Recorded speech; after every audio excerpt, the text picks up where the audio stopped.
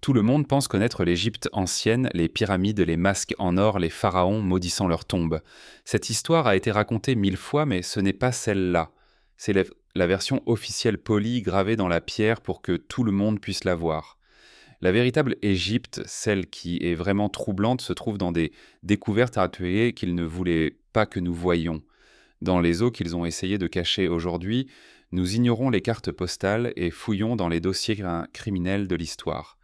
Voici le compte à rebours final des découvertes les plus étranges, cruelles et bouleversantes qui prouvent que l'Égypte ancienne que vous connaissez est un mensonge. Avant de passer à la partie principale, nous aimerions vous demander un petit soutien, un like et un abonnement serait la meilleure reconnaissance. Merci. Commençons notre compte à rebours avec le nom le plus célèbre de l'égyptologie, Toutankhamon. Sa tombe est considérée comme la plus grande découverte archéologique de tous les temps, masque en or, trésor, sensation mondiale. Mais que diriez-vous si je vous disais que ce n'est pas le cas, qu'une autre tombe beaucoup plus riche et significative a été trouvée mais dont vous n'avez probablement jamais entendu parler? C'est pourquoi à la 10e place de notre classement se trouve non pas Toutankhamon, mais un homme connu sous le nom de Pharaon d'argent.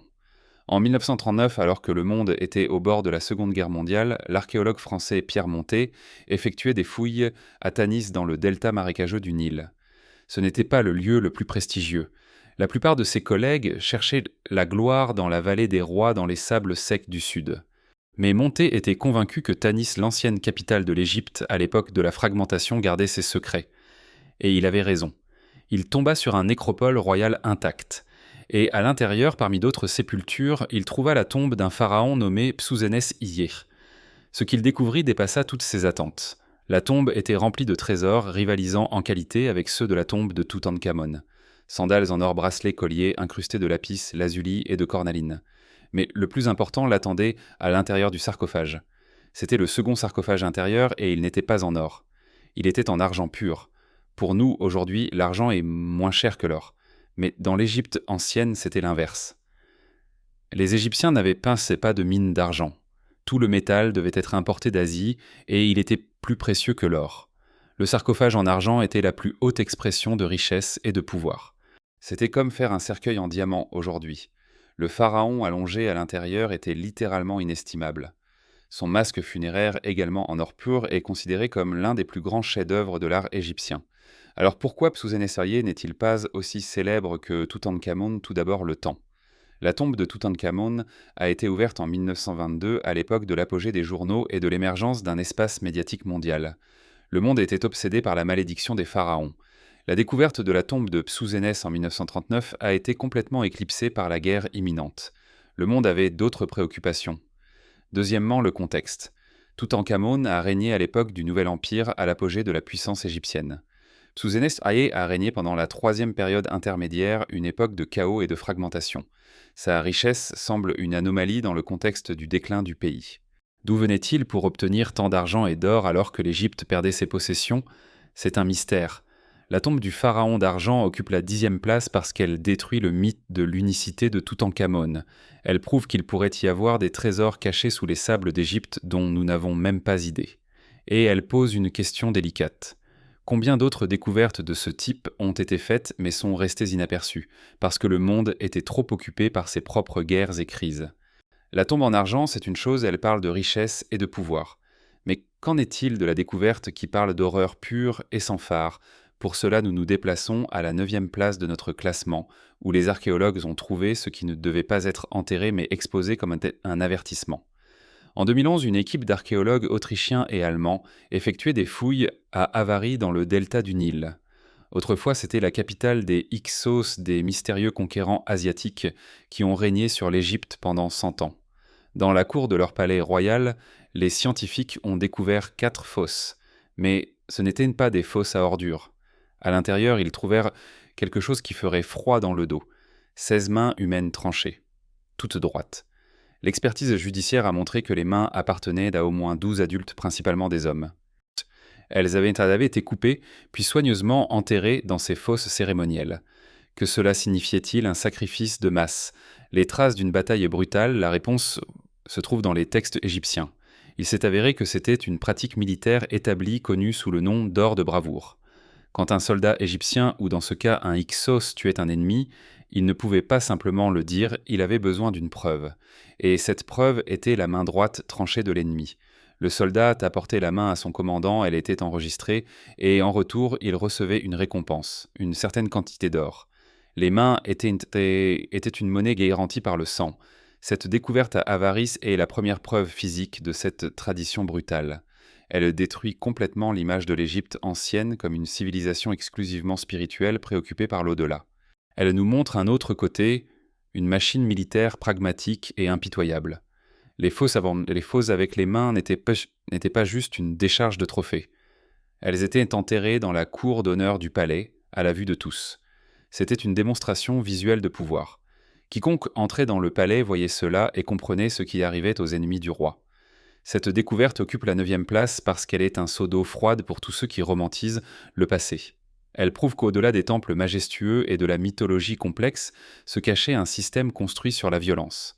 Et elle montre comment l'archéologie peut transformer des mentions vagues dans les textes en une réalité tangible et glaçante. Du 8e au 7e, nous passons de la violence physique à la violence culturelle. Et au centre de cette histoire, l'une des images les plus reconnaissables de l'art mondial. Nous passons de la violence physique à la violence culturelle. Et au centre de cette histoire, l'une des images les plus reconnaissables de l'art mondial, le buste de Néfertiti. Nous l'avons tous vu. Un visage parfaitement symétrique, un long cou, une haute couronne bleue. Un symbole de beauté éternelle et de mystère. Mais derrière cette beauté sereine se cache une histoire pleine de tromperies, de controverses et d'intrigues géopolitiques. Une histoire qui a transformé une œuvre d'art en otage. Le buste a été trouvé en 1912 par une expédition archéologique allemande dirigée par Ludwig Borchardt. Il a été découvert dans les ruines de l'atelier du sculpteur Thoutmôsis à Amarna, la brève capitale du pharaon hérétique Akhenaton.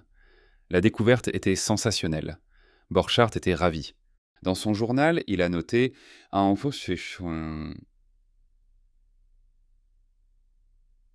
Il est inutile de décrire, il faut voir.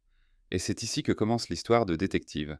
Selon les lois de l'époque, toutes les découvertes étaient partagées équitablement entre l'Égypte et l'expédition étrangère. La procédure s'appelait partage. Le côté égyptien était représenté par un inspecteur des antiquités. Borchardt, réalisant que le buste de Néfertiti était un trésor qu'il ne voulait pas rendre, a usé de ruse. Il existe plusieurs versions de ce qui s'est passé. Selon l'une d'elles, il a intentionnellement pris une mauvaise photo du buste et l'a montrée à l'inspecteur. Selon une autre, il a recouvert le buste d'une couche de plâtre pour qu'il ressemble à un artefact insignifiant. Selon une troisième, il a simplement sous-estimé sa valeur en le décrivant comme un buste en plâtre d'une princesse. Quoi qu'il en soit, la tromperie a réussi. L'inspecteur, ne voyant pas de valeur particulière dans la princesse en plâtre, a remis le buste à la partie allemande. Borchardt l'a secrètement fait sortir d'Égypte. Lorsque le buste a été présenté au public à Berlin, un scandale a éclaté. L'Égypte a réalisé qu'elle avait été trompée et a immédiatement exigé le retour de Néfertiti.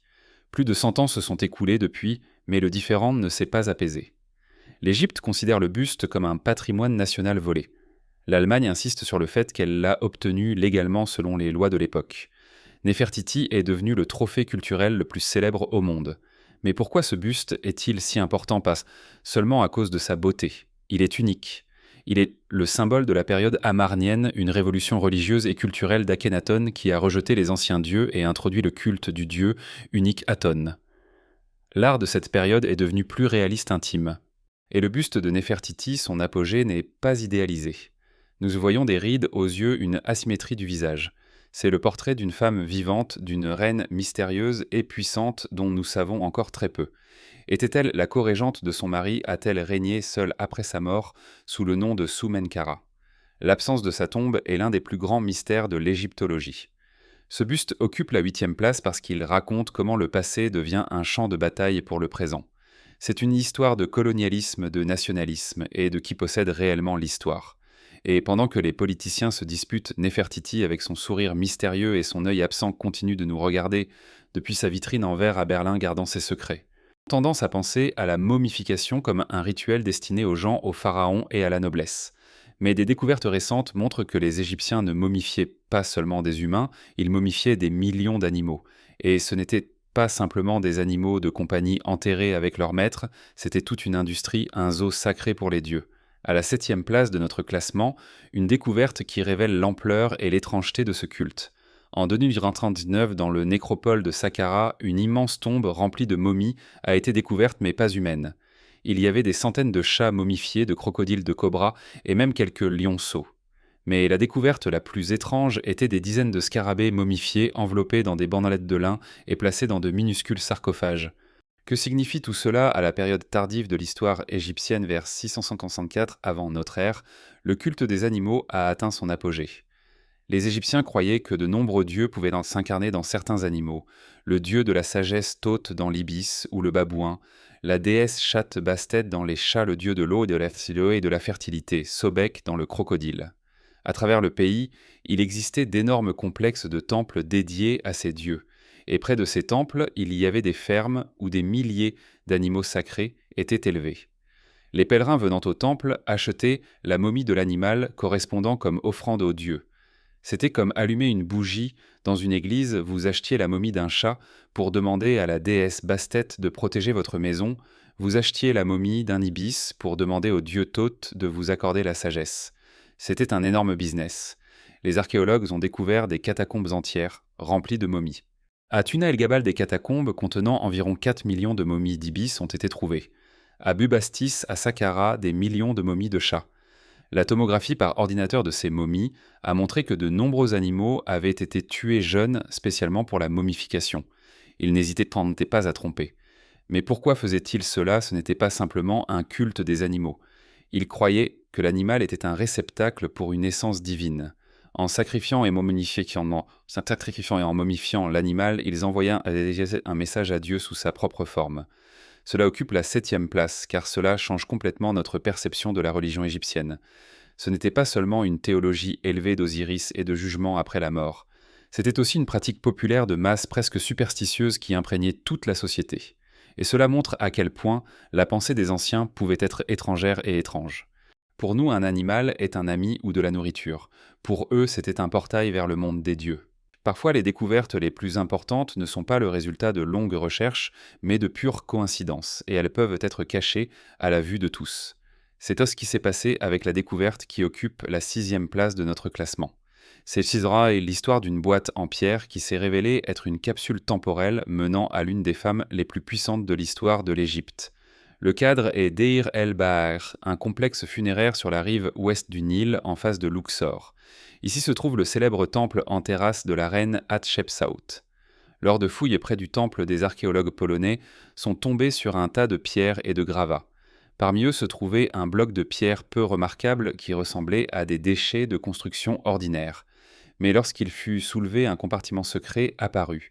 À l'intérieur se trouvait une boîte en pierre âgée de 3500 ans. Lorsqu'elle fut ouverte, il devint clair qu'il ne s'agissait pas simplement d'une boîte. C'était un dépôt rituel, une sorte de pierre angulaire laissée pendant la construction du temple. À l'intérieur se trouvaient plusieurs paquets de tissus de lin. Dans l'un se trouvait un oie momifié sacrifié. Dans l'autre, un œuf d'oie. Mais l'objet le plus important était dans un petit coffre en bois fait en forme de chapelle. Son nom était gravé dessus. Et ce n'était pas le nom de Hatshepsut. C'était le nom de son mari et demi-frère Thoutmôsis II. Cette découverte était la clé d'une des histoires les plus dramatiques de succession en Égypte ancienne. Thoutmôsis II était un pharaon faible et malade qui a régné peu de temps et étant mort jeune. Son héritier était un jeune fils d'une concubine, le futur Thoutmôsis III. La régente était sa veuve Hatshepsut. Mais Hatshepsut ne voulait pas être simplement régente. Elle voulait être pharaon. Quelques années plus tard, elle a pris une mesure sans précédent. Elle s'est proclamée souveraine à part entière de l'Égypte, prenant tous les titres et attributs royaux, y compris une fausse barbe. Elle a régné pendant presque 22 ans et c'était une période de paix et de prospérité. Elle a construit de magnifiques temples, envoyé des expéditions commerciales dans le lointain pays de Ponte. Mais après sa mort, quelque chose d'étrange s'est produit. Son beau-fils Thoutmôsis III, devenu enfin pharaon à part entière, a ordonné de détruire toutes les mentions d'elle. Ses noms et images ont été effacés des murs des temples. Ses statues ont été brisées. Il a essayé de l'effacer de l'histoire. Pourquoi était-ce une vengeance pour usurpation de pouvoir ou était-ce un retour conservateur, une tentative de rétablir l'ordre traditionnel où seul un homme pouvait siéger sur le trône, le coffre trouvé avec le nom de Toutmosis II et le fragment manquant du puzzle? Il a été laissé au tout début de la construction du temple lorsque Hatshepsut agissait encore au nom de son mari décédé. C'est une preuve matérielle du tout début de son ascension au pouvoir, le moment où elle était encore dans l'ombre mais se préparait déjà à sortir au grand jour. Cette découverte occupe la 6e place parce qu'elle est un exemple parfait de la manière dont l'archéologie fonctionne. Une petite boîte trouvée sous un tas de débris peut raconter toute une histoire de pouvoir, d'ambition et de lutte de genre qui se sont déroulées il y a 3500 ans. Bien avant que l'humanité n'apprenne à extraire et à traiter le fer des minerais terrestres, les Égyptiens portaient déjà des bijoux en fer. Comment cela est-il possible? La réponse vient de l'espace. Et cette découverte qui occupe la 5e place repousse le début de l'âge du fer de 2000 ans dans le passé et prouve que les premiers forgerons n'étaient pas des hommes mais des étoiles. En 1911, dans le nécropole gnostique de Jersey, au sud du Caire, des archéologues ont découvert plusieurs tombes datant d'environ 5500 ans. Dans l'une d'elles, sur le cou du défunt, ils ont trouvé un collier composé de perles en or, en cornaline et en agate. Mais parmi elles se trouvaient également 9 perles tubulaires en métal sombre et corrodées. C'était du fer. La découverte était sensationnelle. Elle était de 2000 ans plus ancienne que les premières preuves de la fusion du fer en Égypte. D'où venait-elle? Les scientifiques ont émis l'hypothèse qu'il pouvait s'agir de fer météoritique. Mais prouver cela au début du XXe siècle était impossible.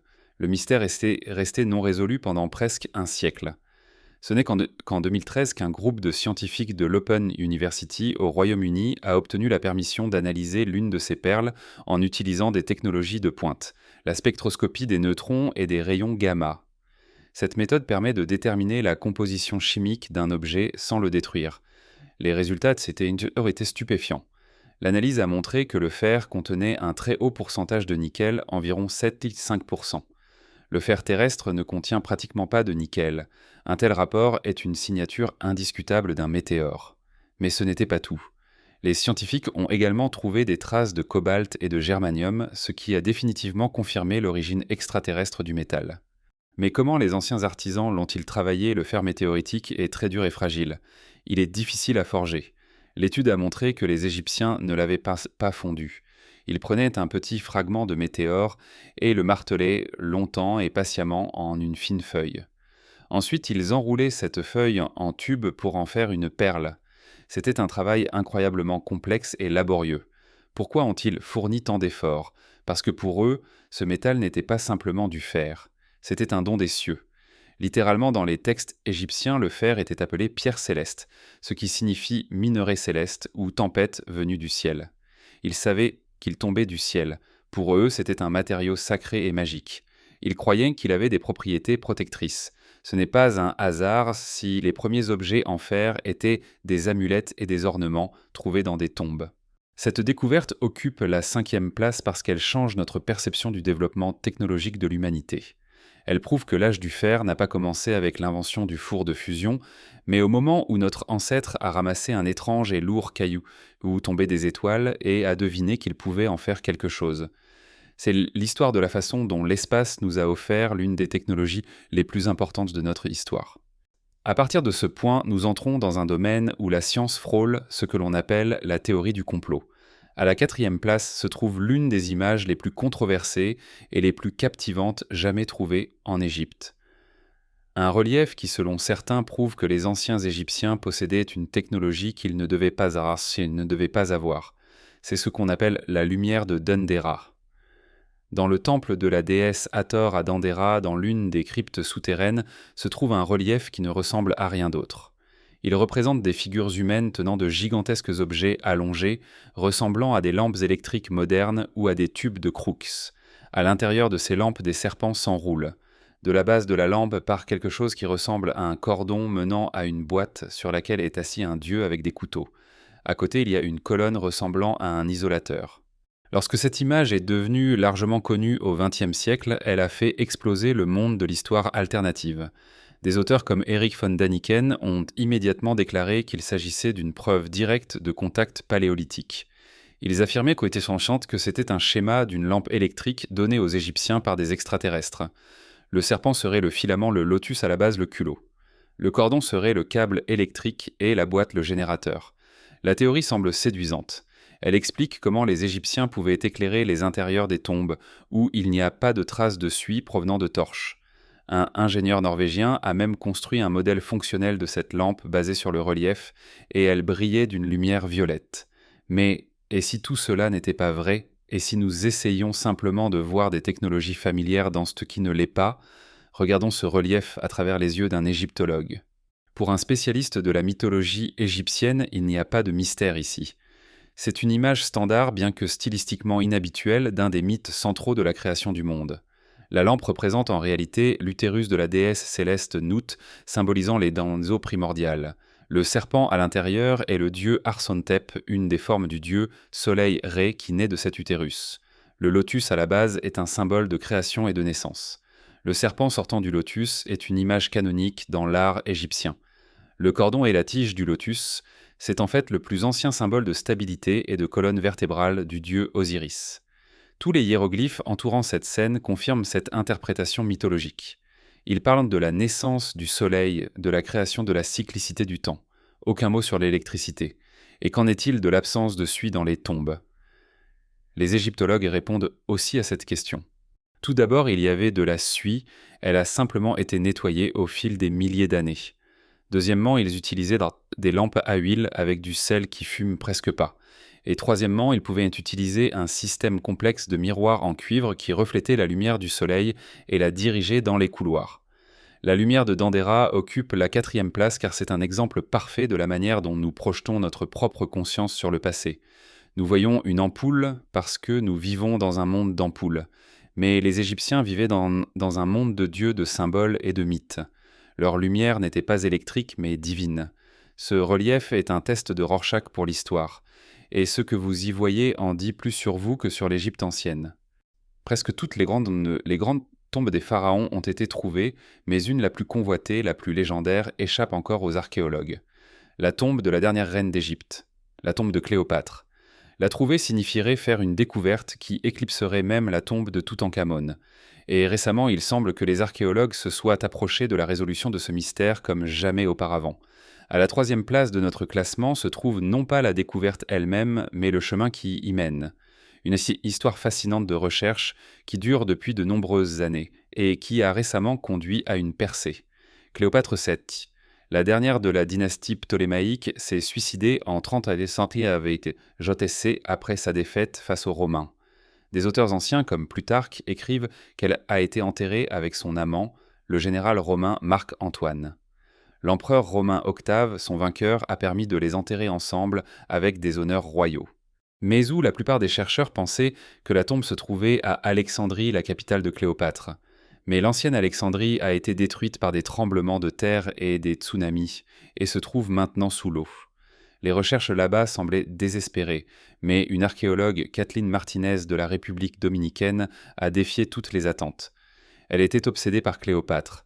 Elle a étudié des textes anciens et a conclu que Cléopâtre, s'identifiant à la déesse Isis, voulait être enterrée à un endroit sacré pour cette déesse. Un tel lieu était le temple de Taposiris Magna, situé à environ 50 km à l'ouest d'Alexandrie. Sa théorie a été accueillie avec scepticisme, mais Martinez a persévéré. En 2005, elle a commencé des fouilles. Année après année, son équipe ne trouvait rien de substantiel, mais elle ne se décourageait pas.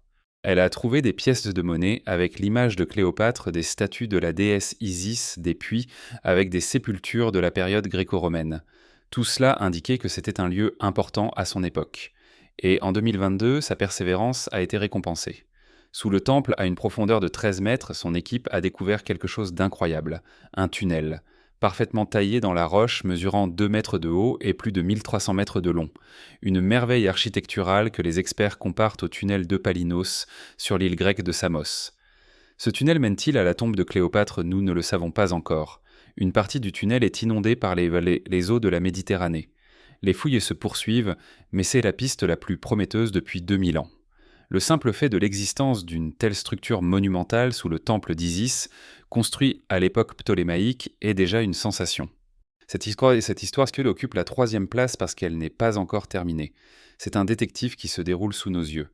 Kathleen Martinez est une Indiana Jones moderne. Elle a mis sa carrière en jeu pour une idée presque folle. Et peut-être qu'elle est sur le point de réaliser la plus grande découverte de notre époque. Trouvera-t-elle la tombe ou le tunnel l'amènera-t-il dans une impasse? Le monde retient son souffle. Sphinx. Cette image évoque instantanément dans l'imaginaire une gigantesque figure près des pyramides de Gizeh. Majestueux, silencieux, mystérieux, gardien de l'éternité. Son visage rongé par le temps est dépourvu d'émotion. Il est le symbole d'une sagesse insondable et de l'indifférence face à l'agitation humaine. Mais que diriez-vous si nous vous disions que tous les sphinx n'étaient pas ainsi que les Égyptiens ont créé d'autres sphinx, des sphinx qui souriaient? À la deuxième place de notre classement se trouve une découverte qui semble insignifiante par sa taille mais immense par son importance. Elle ajoute dans le monde austère et monumental de l'art égyptien quelque chose de complètement inattendu, l'émotion humaine. Non loin du temple de Hathor à Dendera, celui où se trouve la lumière de Dendera, des archéologues ont découvert une tombe en calcaire de la période romaine. À l'intérieur, parmi d'autres artefacts, ils ont trouvé une petite statue de sphinx. Mais là, lorsqu'ils l'ont nettoyée de la poussière, ils n'en croyaient pas leurs yeux. Le sphinx avait un visage souriant. Et pas simplement souriant, il avait des fossettes sur ses joues. C'était sans précédent. L'art égyptien, en particulier royal, était soumis à un canon très strict. Les pharaons et les dieux étaient représentés dans des poses statiques et idéalisées. Leur visage devait exprimer la grandeur et le calme et non des émotions humaines fugaces. Un sourire était considéré comme indigne, presque vulgaire. Alors que représente ce sphinx, les chercheurs pensent qu'il représente l'empereur Romain Claude qui a régné sur l'Égypte au milieu du 1er siècle de notre ère. Après la conquête de l'Égypte, les Romains n'ont pas détruit sa culture. Au contraire, ils se sont intégrés à elle. Les empereurs romains se proclamaient pharaons et construisaient des temples dans le style égyptien. Mais ils ont aussi apporté quelque chose de leur propre culture. L'art romain, contrairement à l'art égyptien, était beaucoup plus réaliste et psychologique. Les sculpteurs romains cherchaient à transmettre le caractère, l'individualité, les émotions, et le sphinx souriant est un hybride parfait des deux cultures. Le corps est traditionnellement égyptien, symbole du pouvoir divin. Et le visage est romain avec son intérêt pour la personnalité humaine et son expression. À côté du sphinx, une stèle a été trouvée avec des inscriptions en 2 langues, en démotique, une forme tardive de l'écriture hiéroglyphique égyptienne et en grec. C'est une autre preuve de la fusion de 2 mondes. Cette découverte occupe la 2e place car elle est un symbole que même la civilisation la plus ancienne et la plus conservatrice ne peut exister en isolation. Elle absorbe, s'adapte, change. Le sourire sur le visage de ce petit sphinx est le sourire même de l'histoire qui mélange culture et peuple, créant quelque chose de nouveau et d'inattendu. C'est la preuve que même les canons les plus inébranlables peuvent être transgressés. Et parfois, à la suite de cette transgression, naît quelque chose de tout à fait charmant. Nous avons atteint le sommet de notre classement avec une découverte qui ne contient ni or des pharaons, ni mystère des prêtres, ni gigantesque construction. Il n'y a rien d'autre qu'une tragédie silencieuse et inexplicable. Cette découverte ne donne pas de réponse, elle laisse seulement des questions. Et c'est pourquoi elle occupe la 1re place. Dans l'oasis de Fayoum au sud du Caire, des archéologues ont exploré une ancienne forteresse de la période romaine. Et dans l'un de ces fossés, ils sont tombés sur une sépulture. Mais c'était une sépulture inhabituelle contenant les restes d'une personne et de 142 animaux. La personne était un enfant d'environ 8 ans, et les animaux étaient des chiens. 142 chiens enterrés avec un seul enfant. C'est une découverte absolument sans précédent. En Égypte, il existait un culte d'Anubis, le dieu à tête de chacal, et les chiens étaient parfois momifiés. Mais jamais nulle part ailleurs une telle sépulture collective de chiens liés à un enfant n'avait été trouvée. Que s'est-il passé ici ? La première pensée est celle d'un sacrifice rituel, mais l'étude des os n'a révélé aucun signe de mort violente. Les chiens n'ont pas été tués. De plus, beaucoup d'entre eux étaient vieux ou malades avec des traces de fractures guéries. Cela indique qu'ils étaient soignés. Ce n'étaient pas des chiens errants, c'était une meute. Et encore quelques détails étranges. Sur la tête de l'enfant se trouvait un sac en lin. C'est complètement atypique pour les pratiques funéraires égyptiennes. Et sur les os de nombreux chiens, des traces d'argile bleue ont été trouvées. Cette argile se rencontre dans les lits de rivières asséchées et au fond des réservoirs. Tous ces indices ont permis aux archéologues de rassembler la version la plus plausible et la plus tragique des événements. Il est probable que cet endroit ait été frappé par une inondation soudaine et catastrophique. L'enfant et sa meute de chiens cherchaient peut-être refuge dans cette vieille forteresse. Mais l'eau les a rattrapés et ils se sont noyés ensemble. Plus tard, lorsque l'eau s'est retirée, les survivants les ont enterrés dans une fosse commune. Cela explique à la fois la mort collective, l'absence de traces de violence et l'argile bleue sur les os. Mais cette version ne répond pas à la question principale qui était cet enfant. Pourquoi était-il lié à un si grand nombre de chiens? S'agissait-il d'un chenil ou était-ce simplement sa famille, sa meute? Nous ne le saurons jamais. Cette découverte est la plus poignante et la plus humaine de toutes celles réalisées en Égypte. Elle ne contient pas de grandeur, mais seulement c'est une histoire silencieuse et intime sur le lien entre un enfant et ses animaux interrompu un jour terrible. Elle occupe la première place parce qu'elle nous rappelle que derrière la grande histoire des pharaons, des dieux et des empires se cachent toujours de petites histoires grandes qui sortent personnelles. Des histoires qui n'ont pas été gravées sur les murs des temples, mais ce sont elles qui constituent le véritable tissu du passé. Il n'y a ni trône en or, ni trésors royaux. Juste le témoignage silencieux d'un garçon et de sa meute enterrés ensemble dans un moment de terreur. C'est une découverte qui ne donne aucune réponse sur les dieux ou les empires, seulement une question déchirante sur une seule vie perdue. Et parfois, dans la quête des secrets anciens, le murmure le plus silencieux est celui qui résonne le plus fort. Un immense merci à tous ceux qui ont regardé cet épisode. Votre soutien, un like et un abonnement sont très importants pour nous. Et n'oubliez pas d'activer la cloche pour toujours rester informé des dernières nouvelles et ne pas manquer nos nouvelles vidéos.